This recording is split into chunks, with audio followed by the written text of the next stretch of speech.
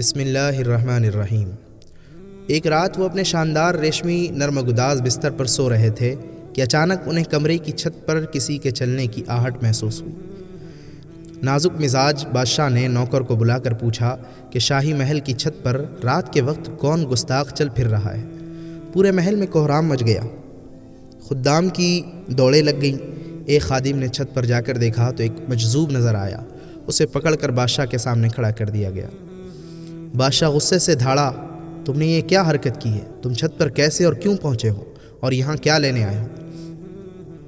مجذوب نے پریشان ہوئے بغیر بہت آرام سے جواب دیا، بادشاہ سلامت، میں چور، ڈاکو یا خطرناک آدمی نہیں ہوں اور نہ ہی میں کسی بری نیت سے یہاں آیا ہوں۔ اصل میں میرا اونٹ گم ہو گیا، میں صبح سے اسے ڈھونڈ رہا تھا، کہیں نہیں ملا تو سوچا کہ کہیں میرا اونٹ محل کی چھت پر نہ ہو۔ بادشاہ کا یہ سننا تھا کہ وہ غصے میں آگ بگولا ہو گیا، کیونکہ اس کے آرام میں خلل آ جانے سے وہ بہت اپسیٹ ہو چکا تھا۔ پھٹ پڑا اور کہنے لگا، او پاگل بڈھے، تیرا دماغ تو نہیں خراب ہو گیا؟ بھلا شاہی محل میں بھی اونٹ تلاش کرتے ہیں؟ یہ پاگلوں والی بات ہے۔ یہ میرا شاہی محل ہے، کوئی جنگل صحرا کھیت کھلیان تو نہیں جہاں تمہارا اونٹ آ گیا ہو۔ بادشاہ غصے سے دھاڑ رہا تھا، لیکن مجذوب اطمینان سے کھڑا تھا۔ جب بادشاہ بہت بول چکا تو وہ بولا، بادشاہ سلامت، میں نے سن رکھا ہے کہ آپ خدا رسیدہ بننے اور کہلانے کا بڑا شوق رکھتے ہیں۔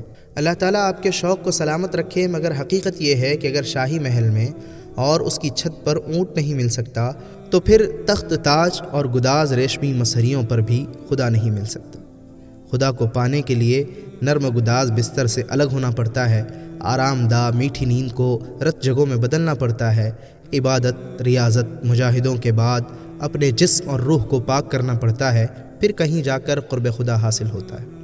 یہ بات بادشاہ کے قلب و روح اور باطن کے عمیق ترین گوشوں کو برقی روح کی طرح جلاتی چلی گئی اور اس کے اوسان خطا ہو گئے۔ فوری طور پر اٹھا، مجذوب کو عزت و تکریم کے ساتھ رخصت کیا۔ ساری رات سوچنے کے بعد حضرت ابراہیم بن ادھم رحمۃ اللہ علیہ نے تخت و تاج چھوڑنے کا فیصلہ کر لیا۔ اس ایک واقعے نے بادشاہ کی زندگی کا رخ موڑ دیا۔ پھر وہ تخت شاہی چھوڑ کر مقبولان بارگاہ الہی میں شامل ہو گئے۔ بادشاہی چھوڑ گئے اور فقر کی راہ اختیار کی اور فقر کے منازل طے کرتے چلے گئے۔ بادشاہی تو تاریخ میں کہیں زندہ نہ رہتی، مگر شان فقر دیکھے قیامت تک نام امر کر دیا۔